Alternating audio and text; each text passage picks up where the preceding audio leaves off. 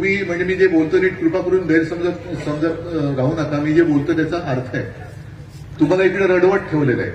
जगायचं कसं हा प्रश्न पडलाय. आज काय करू, माझं उद्याचं पीक कसं करू, 5 लाखाचं कर्ज कसं फेडू. आणि तिथे मुंबईच्या जवळ कल्याण डोंबिवली नाव ऐकले. तिथे काय होतं आता एक कल्पना आहे तुम्हाला. सगळे नियम धाब्यावर बसवलेत. सगळे केंद्र सरकारने नियम बदलले. तरी ती जमीन द्यायला सुद्धा तिथल्या स्थानिकांचा विरोध आहे.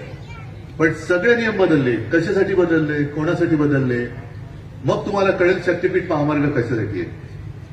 तर ती जमीन जी आहे ती जमीन दिली गेलेली आहे अदानीला. अदानी नाव ऐकलंय.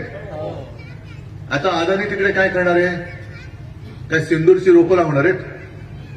अदानी तिकडे उघडणार आहेत सिमेंट फॅक्टरी. आलं लक्षात आता तुमच्या.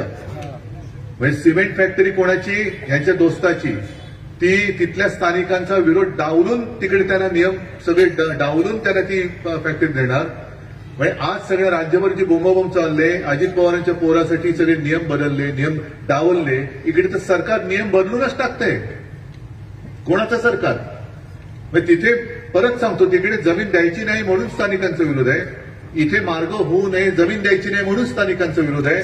पण अदानी सगळे सब भूमी गोपाल की, तसं सब भूमी अदानी की.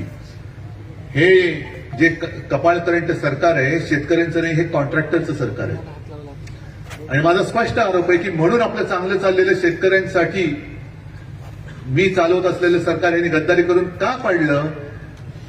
कारण मी असे चाळी यांचे होऊ देत नव्हतो.